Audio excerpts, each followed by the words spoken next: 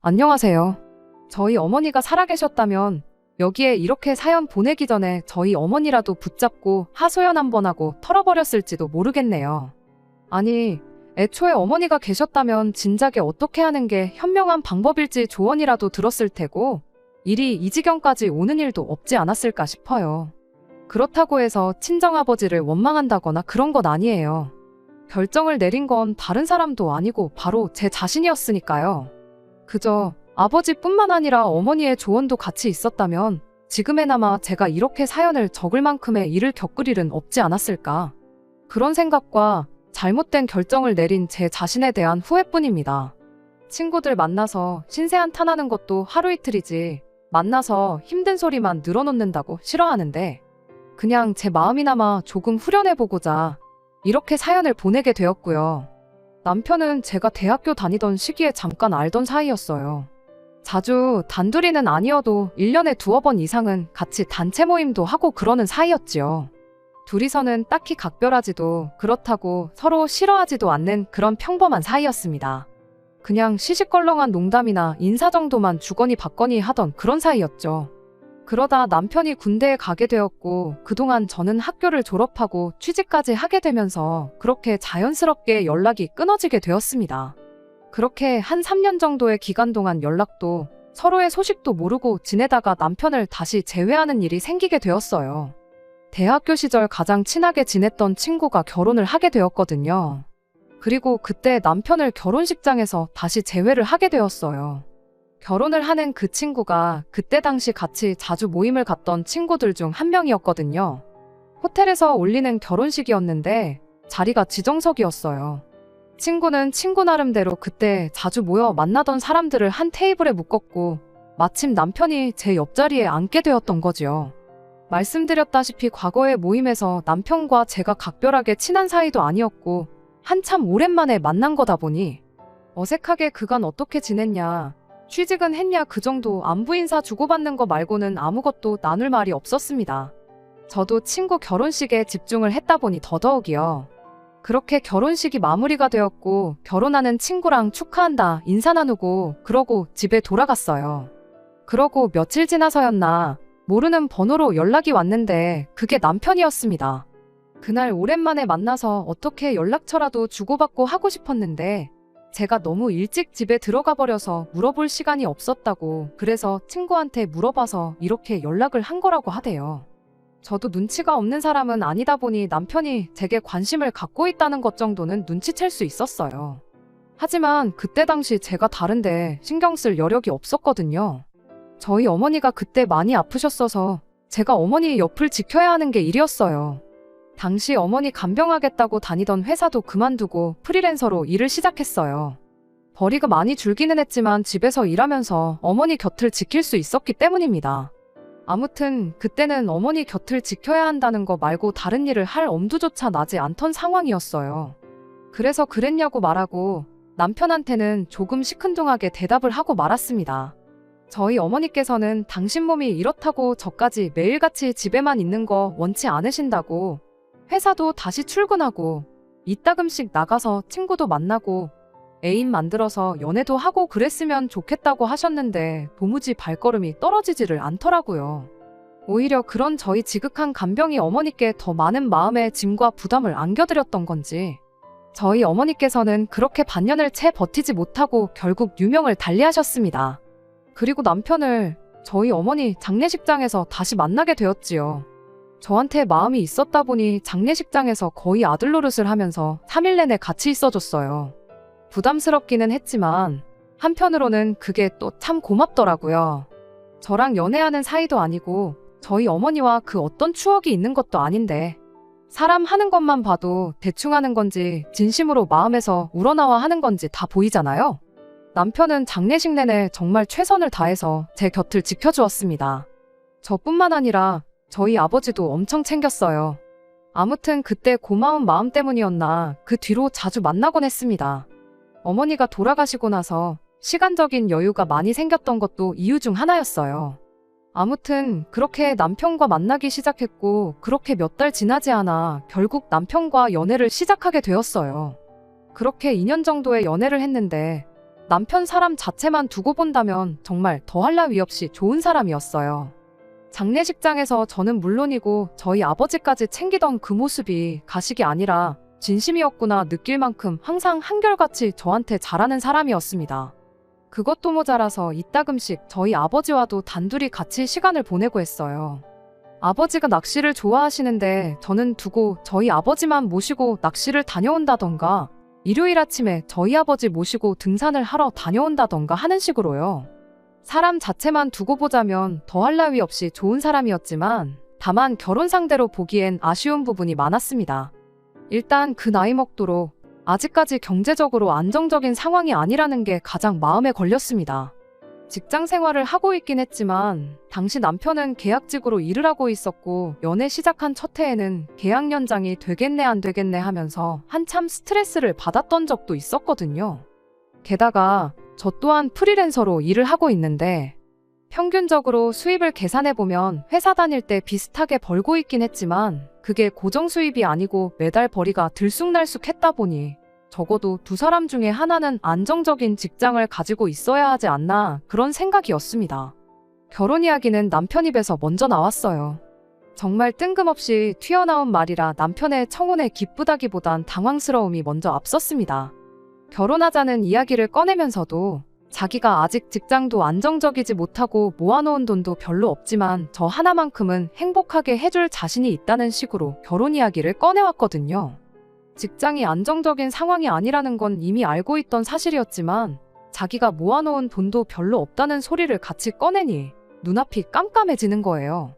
억만금을 모아놓았을 거라 기대하지는 않았지만 자기 입으로 별로 없다고 할 만큼 아무 준비도 안 되어 있을 줄은 정말 생각도 못했거든요.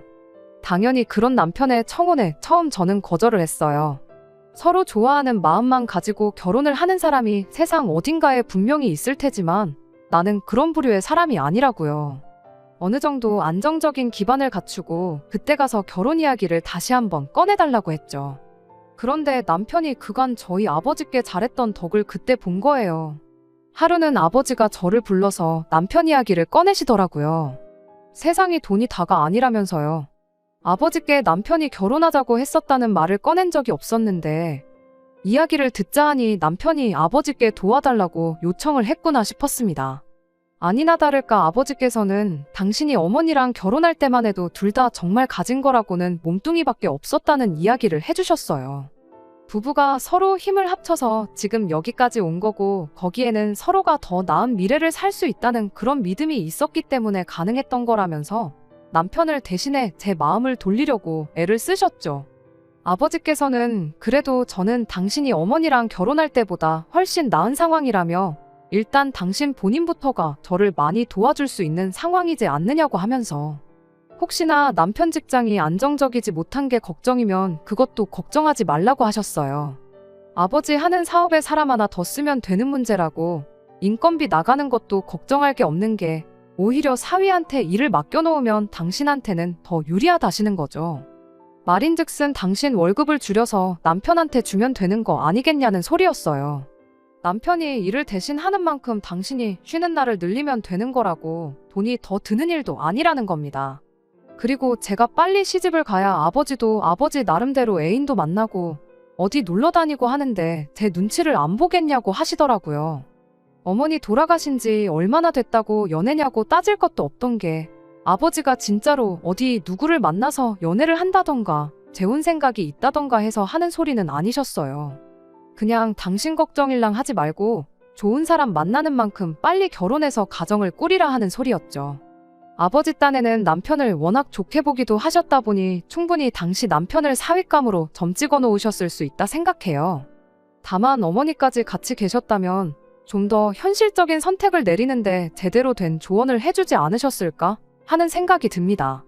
아무튼 그렇게 아버지의 열화와 같은 응원에 힘입어 결국 남편과 결혼을 하기로 했습니다.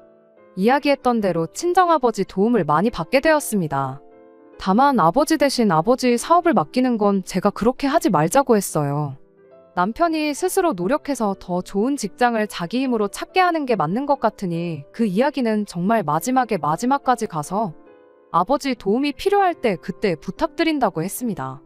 그런데 가진 건 쥐뿔도 없었으면서도 결혼하자는 말을 꺼낼 만큼 매사에 당당했던 남편이 결혼 준비를 막 시작하게 되니 그때부터 갑자기 자신감 없는 모습을 보이기 시작했어요.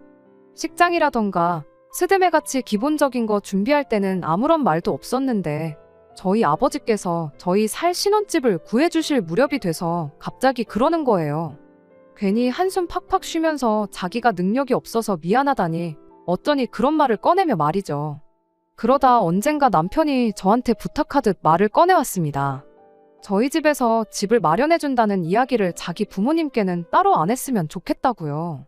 그게 무슨 말이냐 물으니 시부모님이 워낙 사고방식이 옛날 분들이라서 제가 집을 해온다고 하면 분명히 자기가 처가 눈치 보며 살게 되진 않을까 걱정을 하실 거라나요.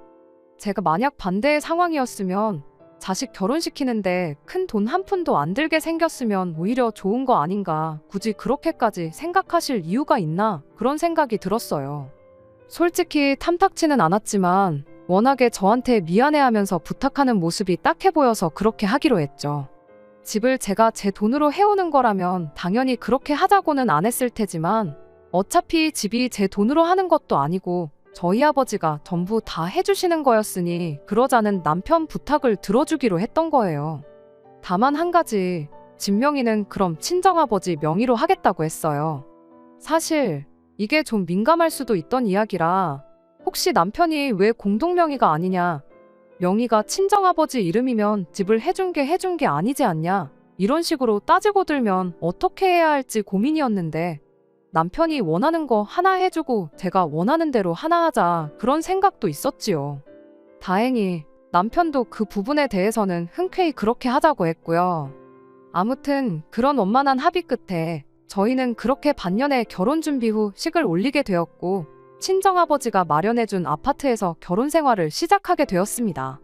남편이 자기는 이렇게 아파트에 살아보는 게 처음이라면서 집이 엄청 좋다고 난리였어요. 아파트라고 별다른 게 있는 것도 아닌데 뭐가 좋다는 건지는 솔직히 잘 이해가 가질 않았습니다. 그냥 기분 문제이겠거니 생각했어요.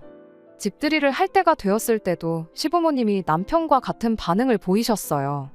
여전히 뭐가 얼마나 달라서 좋다고 하는 건지는 이해가 가지 않았지만 아무튼 좋다고 저렇게까지 반응을 보이니 마음만큼은 뿌듯하더라고요.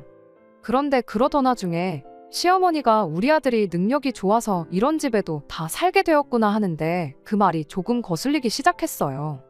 집 해오는 여자를 만난 게 능력이면 능력이랄 수도 있겠는데 저희 아버지께서 이 집을 해준 건 시부모님은 모르는 이야기로 되어 있었잖아요. 그런데 남편이 대체 이 집에 대해 어떻게 설명을 한 건지 이내 저한테 한마디 하더라고요. 말씀드렸다시피 제가 프리랜서로 일을 하고 있기 때문에 남는 방 한 칸을 제가 집중해서 일할 수 있게 약간 서재처럼 꾸며놓았거든요. 그런데 시어머니가 그 방을 두고 엄청 못마땅해 하면서 너는 진짜 남자 잘 만난 줄 알아라 하더니 방이 남으면 손님들 오며 가며 묵고 갈 손님방을 만들어야지 이렇게 방까지 하나 떡하니 차지하는 걸 허락해주는 남자가 세상 천하에 또 어디 있겠냐 하면서요. 세상에 이건 또 무슨 소리인가 싶었죠. 물론 제가 순전히 제 돈으로 해온 집은 아니지만 저희 아버지가 해준 집이고 솔직히 그렇다고 해서 제가 뭐 남편을 제 소나귀에 올려놓고 꽉 잡고 살 생각이 있던 것도 아니었는데 단지 어머님이 괜히 제가 집 해왔다 하면 아들이 눈치 보고 살 것 같아서 마음이 아플 것 같다던 그 부탁 하나 때문에 집 해온다는 사실을 말을 안 했을 뿐인데 당신 오며 가며 지낼 방 한 칸 만들어 놓으라는 말부터 제가 남편 눈치를 보고 살아야 한다는 말까지 서슴없이 하는 게 무슨 상황인가 싶었어요. 여기 이 방이 제가 놀려고 만든 방도 아니고 일할 때 쓰려고 만든 방이다. 어차피 우리 아버지가 집을 해주셨는데 방 한 칸 내 맘대로 쓰는 것도 문제가 되느냐 한마디 따지려다가 일단은 참았어요. 시어머니가 무슨 의도로 그런 말을 했던 간에 일단 남편이 시댁에 뭐라고 설명했는지부터 들어보는 게 먼저라고 생각했거든요. 집들이가 끝나고 나서 시부모님이 택시 타고 출발하는 것까지 확인하고 그 길로 남편을 불러세워 물어봤어요. 대체 어머님한테 뭐라고 설명을 했길래 저러시냐고요. 솔직히 그렇지 않나요? 당신 아들이 모아놓은 돈 한 푼 없는 거야 모를 수도 있겠지만 당장 남편이 직장 생활 시작한 게 몇 년이나 되었다고 갑자기 어디서 아파트 하나 구할 돈이 생겨날 리 없고 그것만큼은 모를 리가 없다고 생각했거든요. 그냥 적당히 남들 하듯이 둘이서 여지껏 모아놓은 돈에 대출 조금 껴서 집을 구했다. 이 정도로 설명했겠거니 생각했는데 시어머니 하는 꼴을 보아하니 둘이서 같이 샀다기엔 제가 남편 눈치를 보고 고마워하며 살아야 한다는 그 말이 도저히 이해가 가지 않았거든요. 그런데 이어서 나온 남편 말이 너무나 터무니없고 어이가 없어서 이내 할 말을 잃고 말았습니다. 시어머니한테 설명을 하기를 자기가 회사에서 꼭 필요한 인재다 보니 그 회사에서 20년을 근속하는 조건으로 회사에서 집을 해줬다고 이야기를 했다는 거예요. 솔직히 그렇지 않나요? 당신 아들이 모아놓은 돈 한 푼 없었던 거야. 말 안 하면 그만인 거니 모를 수도 있었겠지만 당장 남편이 직장 생활 시작한 게 몇 년이나 되었다고 갑자기 어디서 아파트 하나 구할 돈이 생겨날 리 없고 그것만큼은 모를 리가 없다고 생각했거든요. 그냥 적당히 남들 하듯이 둘이서 여지껏 모아놓은 돈에 대출 조금 껴서 집을 구했다. 이 정도로 설명했겠거니 생각했는데 시어머니 하는 꼴을 보아하니 둘이서 같이 샀다기엔 제가 남편 눈치를 보고 고마워하며 살아야 한다는 그 말이 도저히 이해가 가지 않았어요. 그런데 이어서 나온 남편 말이 너무나 터무니없고 어이가 없어서 이내 할 말을 잃고 말았습니다. 시어머니한테 설명을 하기를 자기가 회사에서 꼭 필요한 인재다 보니 그 회사에서 20년을 근속하는 조건으로 회사에서 집을 해줬다고 이야기를 했다는 거예요. 세상에 어느 회사가 직원한테 집 한 채를 사주냐고 시부모님은 그걸 또 믿으신 거냐 물었더니 그렇답니다. 당장 재계약이 되네 안 되네 하면서 일자리 없어질까봐 노심초사하던 게 불과 작년 일인데 집에선 당신 계약직으로 일하고 있는 것도 모르시는 거냐 물었더니 그것도 그렇다고 하는 거예요. 계약직이긴 하지만 그래도 남편이 현재 일하고 있는 회사가 우리나라 사람이라면 이름만 들어도 알 만큼 큰 회사이긴 했거든요. 그러니까 한마디로 말하자면 시어머니는 당신 아들이 국내 굴지의 대기업을 다니고 있고 심지어 거기서도 장래를 촉망받는 회사에는 없어서는 안 될 인재 중에 인재라고 알고 있던 거였어요. 그러니 시어머니 입장에서는 당신 잘난 아들 덕에 신혼집도 공짜로 생긴 건데 방 한 칸 시부모를 위해 비워놓아도 모자랄 망정 그 비어있는 방을 자기 개인 용도로 쓰겠다는 며느리가 괘씸했던 거죠.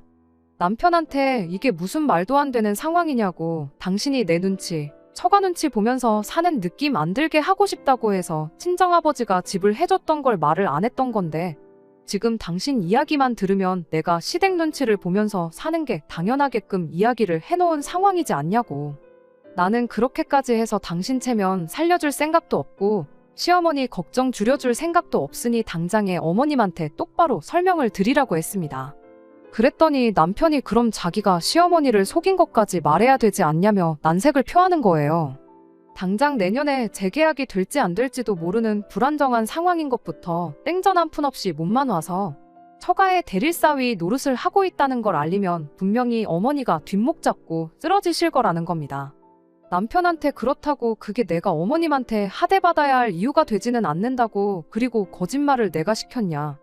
누가 시키지도 않았는데 당신이 혼자서 한 거 아니냐고. 그런 건 내 알 바 아니고 당장 시어머니한테 제대로 설명드리라고 했어요. 결국 남편은 한숨을 땅이 꺼져라 내쉬며 제게 알겠다고 그렇게 하겠다고 대답했지요. 그렇게 다시 집으로 들어가고 있는데 남편이 걸음을 천천히 걸으며 제 뒤로 쓱 빠지는데 보아하니 시어머니한테 전화를 하려는 듯 싶었습니다. 거짓말한 것도 있고 하니 시어머니한테 그 이야기 전하면서 오고 갈 대화를 제가 듣게 하기 남사스러워서 저러는구나 싶어서 나름 배려해준답시고 저는 오히려 걸음을 빨리 해서 집으로 먼저 들어왔어요. 남편은 한 15분 정도 있다가 집에 들어왔고요. 표정이 살짝 안 좋은 걸 보니 다 이야기했구나 싶어서 그냥 거기까지만 하고 말았습니다. 남편 자존심 문제도 있고 할 테니 저도 굳이 치사하게 확인까지는 하지 않으려고 했던 거예요. 실제로 그날 이후로 한동안 시댁에서 그 어떤 연락도 오지 않았고 그 어떤 왕래조차 없었습니다. 저는 그 또한 시어머니가 남편과 비슷한 이유로 저희와 일부러 연락을 피하고 근처에도 안 오시는 거라 그렇게 생각했지요. 시간 지나면 그냥 아무 일도 없었던 척 지내겠거니 싶었고 딱히 제가 나서서 저는 괜찮으니 불편해하실 필요 없다고 말할 이유도 없다 생각했어요. 시어머니하고 안 보고 지낸다고 해서 제가 손해보는 것도 딱히 없어서 그냥 그러려니 하고 말았습니다. 그런데 그런 식으로 한 3, 4개월쯤 지났을 때였나 난데없이 시어머니가 저희 집에 쳐들어왔어요. 연락도 없이 찾아와서는 주차장이니까 얼른 내려와 보라고, 무거워 죽겠다고 혼자 이거 다 못 들고 간다고 난리법석을 떨면서요. 저는 무겁다길래 뭐 반찬거리라도 잔뜩 해가지고 오셨나 생각했고 아무 생각 없이 그냥 주차장으로 내려갔어요. 시어머니가 제가 들고 갈 건 뒷좌석에 실려 있으니까 알아서 꺼내오라셨는데 뒷문을 열어보니 다른 게 아니고 커다란 이불 보자기가 하나 있더라고요. 그때까지만 해도 뭐 어디서 쓰던 걸 가져오셨나 그렇게 생각했어요. 그래서 시어머니한테 저희 이불 많다고 이런 거 안 주셔도 된다고 한마디 했죠. 그랬더니 시어머니가 얘가 지금 뭔 소리를 하고 있나 하는 표정으로 저를 쳐다보더니 누가 네 준다고 했냐고, 이건 내가 쓰려고 가져온 요라고 대답을 하더라고요. 어머님이 쓰실 요라니 그게 저희 집에 왜 필요하냐고 제가 되물었죠. 그랬더니 요를 왜 가지고 왔겠냐고, 맨바닥에서 잘 수 없으니 가져온 거 아니겠냐고 대답을 하는데 이게 무슨 소리인가 싶었죠. 저희 집에서 주무시고 가시려고 그러시냐, 뭐 가까운데 약속이라도 있으신 거냐 물었는데 시어머니가 저한테 말하길 우리 아들 얼굴 봐서 참고 있었는데 보자 하니까 안 되겠어서 온 거라고, 아주 며느리가 시어머니를 개똥으로 아는 것 같아서 며느리 도리가 뭔지 가르쳐 주려고 온 거랍니다. 요를 가져온 이유도 한동안 저희 집에서 먹고 자고 할 생각이라면서요. 며느리 도리를 가르쳐 주신다니 그건 무슨 말이냐 물었더니 어련히 잘 지내겠거니 생각해서 가만 냅뒀는데 어떻게 며느리라는 애가 시어머니한테 안부 전화 한 통 없고 그럴 수가 있냐시더군요. 그때 딱 무슨 상황인지 감이 오더라고요. 남편이 시어머니한테 또 설명을 안 했다는 걸 말입니다. 시어머니는 다짜고짜 당신 할 말만 끝내고 혼자 엘리베이터 타고 올라갔고요. 이 상황을 어찌해야 하나 혼자 생각하다가 그냥 시어머니가 가지고 온 요는 이불 보자기째로 어머님 차 트렁크 위에 올려놓고 그 길로 저도 집으로 따라 올라갔습니다. 아니나 다를까 제가 빈손으로 집에 들어온 걸 본 시어머니가 이불은 어쩌고 몸만 들어왔냐길래 어머님 차 트렁크 위에 올려놨다고 말하고 남편이 진작에 했어야 할 집에 관한 이야기를 꺼냈어요. 시어머니는 제 말은 들리지도 않는지 이불 걱정부터 하시더군요. 그래서 걱정 말라고 주차장에 카메라가 몇 대고 주차되어 있는 차의 블랙박스도 한두 개가 아니지 않냐, 그리고 요즘 누가 욕 깔고 자냐고, 없어질 걱정은 하실 필요도 없다고 시어머니 말을 잘랐어요. 만에 하나 진짜 누가 가져가서 못 찾으면 제가 더 좋은 걸로 사드리겠다고 했죠. 그리고 제가 하려던 이야기를 마저 꺼냈습니다. 어머님이 아들 처가살이 하는 느낌 받게 하기 싫어서 남편이 비밀로 해달라고 해서 말을 안 했던 건데 이 집에 어머님 아들 돈은 땡전 한 푼 들어간 거 없고 사실 친정아버지가 대출 하나 없이 오롯이 아버지 돈으로 해주신 집이라고요. 맞벌이 하면서 저도 돈 벌고 있고 월급이나마 남편이 저보다 돈 10만 원 정도 더 벌어오긴 하는데 그 돈 10만 원 더 벌어온다고 제가 특별히 호강하는 것도 없다고 한마디 했습니다. 그리고 앞으로 몇 달 뒤에 남편이 계약기간 만료돼서 재계약을 못하면 그나마 돈 10만 원 벌어오는 것도 끝날 수도 있다고, 그러니 제가 남편 덕 보고 산다는 말은 그만 해주셨으면 좋겠다고 했습니다.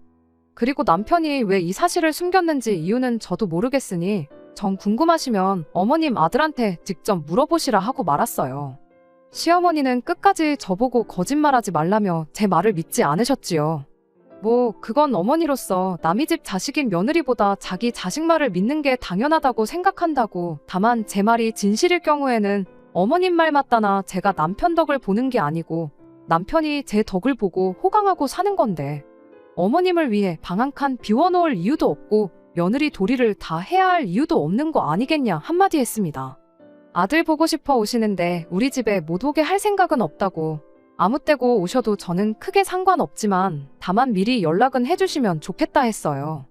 그리고 저도 집에서 노는 게 아니고 일을 해야 하니 되도록 주중은 피해주시고 주말이나 빨간 날에만 와주시면 좋겠다고요.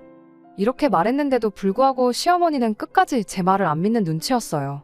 제가 뭐하러 들통날 거짓말을 하겠냐고, 정 못 믿으시겠으면 그냥 이 길로 등기부등본이라도 한번 뽑아보시라고 했어요. 집이 누구 이름으로 되어 있는지 직접 두 눈으로 확인하시면 되는 거 아니겠냐고요. 시어머니는 바득바득 이를 갈다가 아무 말도 하지 않고 그 길로 혼자 집을 나가버리셨어요. 다시 따로 연락은 없던 걸 보니 트렁크 위에 올려둔 이불보자기는 아무도 손을 안 댔나 보구나 그러고 말았죠. 그런데 한 2시간쯤 있다가 남편이 집에 들어오더라고요. 퇴근 시간이 몇 시간이나 더 남았는데 온 걸 보니 시어머니한테 연락받고 허겁지겁 반찬해고 집에 돌아왔구나 싶었죠. 집에 들어오자마자 저를 원망하는 목소리로 왜 그랬냐며 따지기 시작했어요. 그런 식으로 일하다 말고 퇴근했다가 괜히 회사에 미운 털 박혀서 계약 연장할 때 지장 있으면 어떡하느냐 따져묻기도 싫었고 그냥 남편한테 왜 시어머니한테 진실을 알리지 않았던 건지나 말해달라고 했습니다. 그랬더니 남편이 자기가 알아서 해결할 생각이었는데 제가 다 수포로 만들었다고 하면서 시어머니한테 말하기 전에 자기한테 전화나 한 통 줬으면 좀 좋냐고 자꾸 저 혼자 잘못한 것처럼 말하길래 대체 무슨 계획이 있었는지 드러나 보자고 한번 말해보라고 대답했습니다. 남편 계획은 딱 이렇게 1년만 버틸 생각이었었답니다. 버틴다는 게 무슨 소리냐 물었더니 자기가 재계약을 해야 할 시점에 그때 가서 자기가 회사랑 뜻이 안 맞는 것 같아서 회사를 자기 발로 그만둔 것처럼 말을 할 생각이었다는 거예요. 회사에서 20년 근속을 약속하고 받아온 집이라고 했으니 당연히 회사를 그만두면서 돌려줘야 하는 상황이 찾아올 테고 당장 다른 집 구하기 번거로운 상황에 장인어른이 돈을 융통해줘서 그렇게 집 문제를 해결한 식으로 시어머니한테 말을 전할 생각이었다는 겁니다. 그렇게 되면 시댁에 자기가 대기업 정직원이라고 말했던 것도 자연스럽게 해명할 수 있고 집 문제도 제가 원하는 대로 저희 집에서 해왔다고 설명할 수 있으니 그게 최선의 방법이었다는 겁니다. 그런데 저 때문에 자기의 계획이 수포로 돌아갔다고 우리 엄마 충격이 클 텐데 어떡하냐며 저를 원망하기 시작하는 거예요. 거짓말을 감싸기 위해 또 다른 거짓말을 하려고 할 생각이었냐니까 남편이 그 와중에 한다는 소리가 선의의 거짓말이라는 말이 왜 있는지 그 이유를 생각해 보라는 겁니다. 반년하고 조금만 더 기다렸으면 모든 게 원만하게 해결되는 건데 제가 다 망쳐놓았다며 어떻게 할 거냐고 따지고 드는 거 아니겠나요? 앞에 선의가 붙는들 선의의 거짓말은 거짓말 아니냐고. 그리고 반년 조금만 더 버티면 해결된다고 했는데 그럼 그 기간 동안 시어머니를 우리 집에 머물게 하면서 아들 덕보는 며느리 기강 잡는다는 걸 내가 버티고 참아야 했던 거냐고 따져 물었죠. 남편이 말하길 그거 뭐 얼마나 어려운 거라고 그걸 못하겠다고 하냐며 오히려 저한테 따지고 들더군요. 밖에 나가보면 우리 엄마보다 더한 시어머니 세고 셌고 너보다 더 심한 시집살이 견디며 사는 사람들도 있다고. 단 하루도 살아보지도 않고 우리 엄마가 시짜지라는 시어머니라고 단정 짓는 게 말이나 되는 소리냐. 우리 엄마가 너한테 엄청 잘해줬을 수도 있는 거 아니냐며 입에 개거품을 무는데 정말 오만정이 있는 대로 떨어지더라고요. 하나를 보면 열을 안다고 이미 애초에 어머님이 내 정신머리 고쳐준다고 찾아왔는데 퍽이나 잘해주셨겠다고. 그리고 나는 분명히 시어머니한테 미리 연락만 해주면 오고 싶을 때 아무 때나 와도 된다고 말했다. 그러니 행여나 내가 시자 붙는다고 무조건 싫다고 하고 집해왔다고 유세 떤다고 생각하지 말라고 했습니다. 애초에 이런 일이 생길 줄 알았으면 당신 체면이고 시어머니 걱정이고 뭐고 생각도 안 하고 그냥 내가 집해온 사실을 알렸을 거다 한마디 했어요. 둘이 같이 대출 갚는다고만 했어도 충분히 우리가 동등한 입장에 서는 건데 마치 내가 당신 덕을 본다는 듯이 말도 안 되게 설명한 건 당신이지 않느냐고. 그러니 그 책임도 당신이 감당하라고 한마디 쏘아붙이고 저는 그 길로 집을 나와버렸습니다. 그리고 곧바로 친정아버지한테 향했죠. 친정아버지가 자초지종을 듣더니 조금 생각이 많아지신 눈치였습니다. 그리곤 아버지가 제게 조언을 해주시길 사위가 거짓말을 한 건 잘못한 게 맞지만 같은 남자 입장에서 보면 이해가 가는 부분도 있다면서 이야기를 꺼내셨지요. 남편이 시부모님이 아들 처가살이 할까봐 걱정된다는 식으로 말은 했지만 또 한편으로는 남편 입장에서 자식 결혼할 때 한 푼도 못 해주는 부모가 집 한 채 턱하니 해준 사돈 앞에서 얼마나 주눅이 들겠나 생각할 수도 있지 않았겠냐는 거예요. 물론 그걸 자격지심이라고 하긴 하지만 그만큼 잘하고 싶고 책임감이 있으니까 자격지심도 생기는 것 아니겠냐고 하면서 어쨌든 저도 처음에 동의를 했던 거니 아무쪼록 원만하게 풀었으면 좋겠다시며 화해를 하라고 하시더라고요. 시작은 전부 남편의 거짓말에서 나온 거긴 하지만 따지고 보면 잘못은 남편보다 시어머니한테 더 많은 것 같은데, 남편 시켜서 시어머니한테 이제 자초지종도 아셨으니 그만하시라 강하게 한마디 하라던가, 그걸 못하겠다면 당분간 괜찮아질 때까지 시댁하고는 거리를 두고 지내자던가 하면 되는 일 아니겠냐면서요.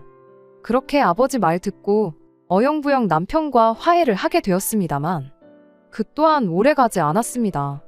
그 난리를 친 지 며칠 지나지 않아서 시어머니가 이번에는 이불은 물론이고 아예 짐까지 싸가지고 혼자도 아니고 시아버지까지 모시고 저희 집으로 오셨거든요. 이 모든 상황을 알았으니 이번에는 제게 며느리 도리를 가르쳐준다는 이유는 아니었어요. 차라리 마음에 안 드는 며느리 이번 기회에 기강 좀 제대로 잡으러 왔다고 했으면 그게 더 합리적이었을 만큼 말도 안 되는 이유였습니다. 내 아들이 지 장인만 챙기고 부모는 거들떠도 보지 않으니 억울해서 안 되겠다고. 원래 결혼하면 아들은 처가에 준셈 치라는 말도 못 들어봤냐며 당신 아들이 저희 친정집에 하는 만큼 당신들도 며느리한테 효도 좀 받아야겠다고 찾아왔어요. 그러고선 다짜고짜 당신들을 모시고 살라는 소리를 꺼내더라고요.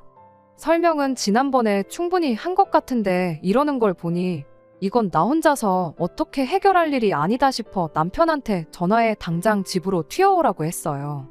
그리고 부르는 김에 친정아버지한테도 우리 집에 좀 오셔달라 부탁했고요.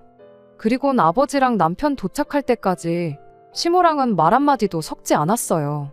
시어머니는 저희가 옷방 겸 창고로 쓰고 있던 방 구석에 이불도 깔아놓고 짐도 풀고 열심히 쉬었는데, 뭐 저렇게 짐이라고 다 풀어봤자 어차피 다시 싸가지고 가는 당신만 힘들지 나랑은 아무 상관없다, 그런 생각이었습니다.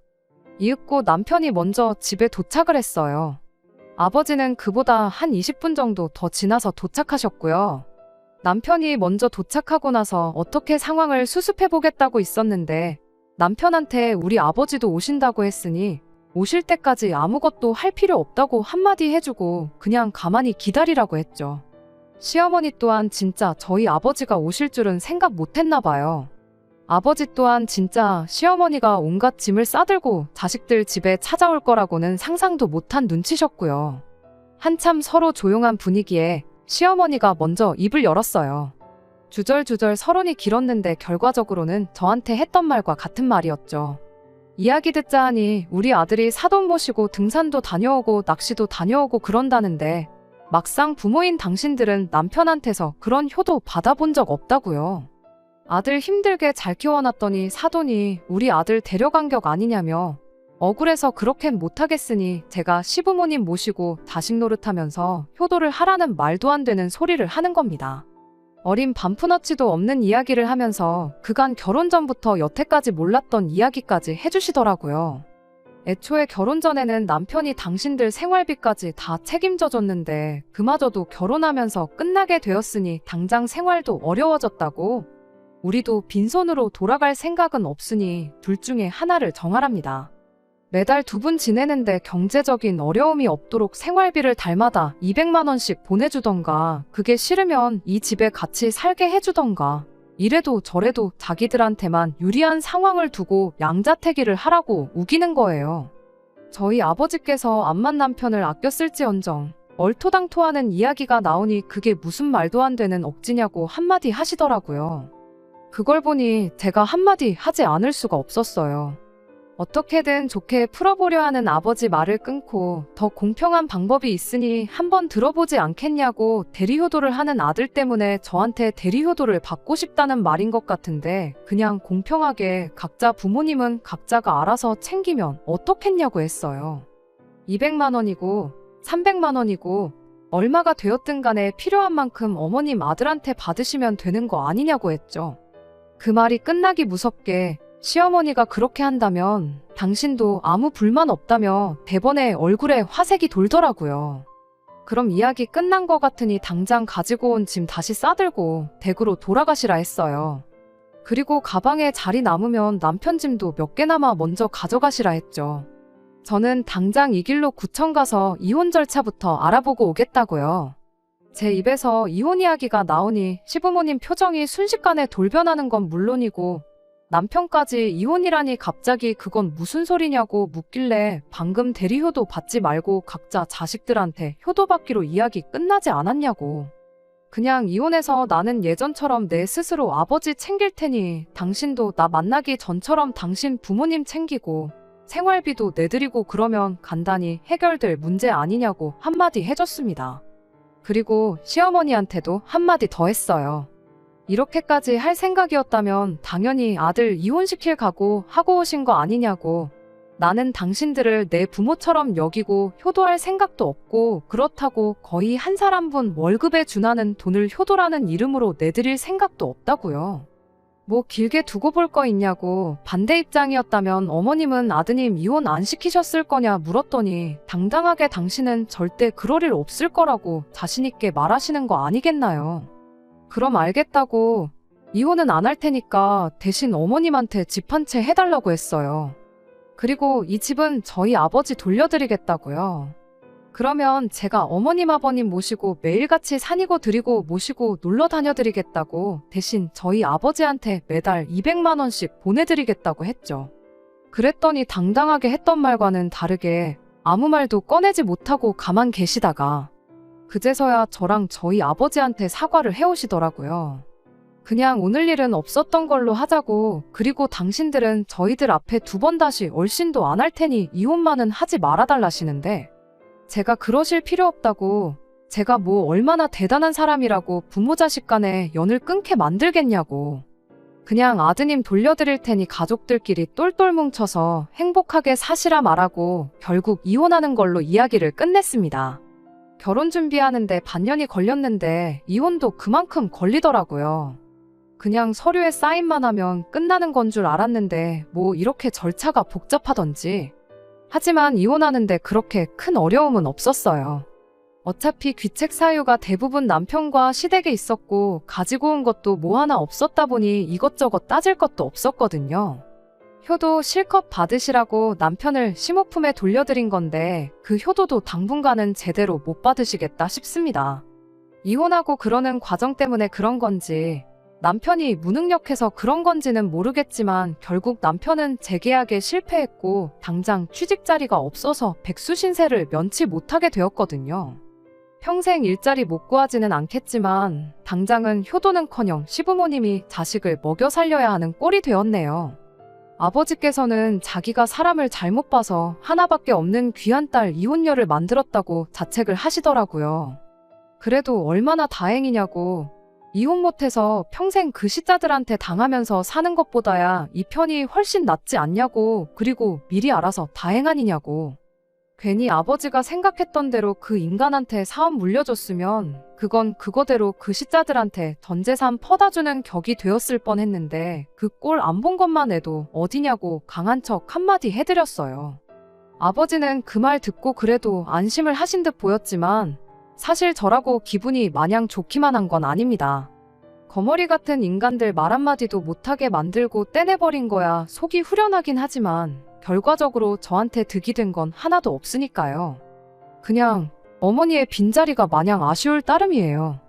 어머니가 계셨다면 결혼 전부터 좀 더 현실적인 조언을 해주시지 않으셨을까 싶고 행여나 어머니도 남편과 시자들의 본 모습을 몰라보고 결혼을 허락해주셨다 한들 남편과 무조건 화해부터 시키는 게 아니고 짝수가 안 좋아 보였을 때 아버지처럼 화해를 시키는 게 아니고 곧바로 이혼하라고 현실적인 조언을 해주시진 않으셨을까 그런 생각이 드네요. 끝까지 들어주셔서 감사합니다. 오늘의 사연은 여기까지입니다. 구독과 좋아요, 알람 설정 부탁드리고 더 좋은 사연으로 다시 찾아뵙겠습니다. 감사합니다.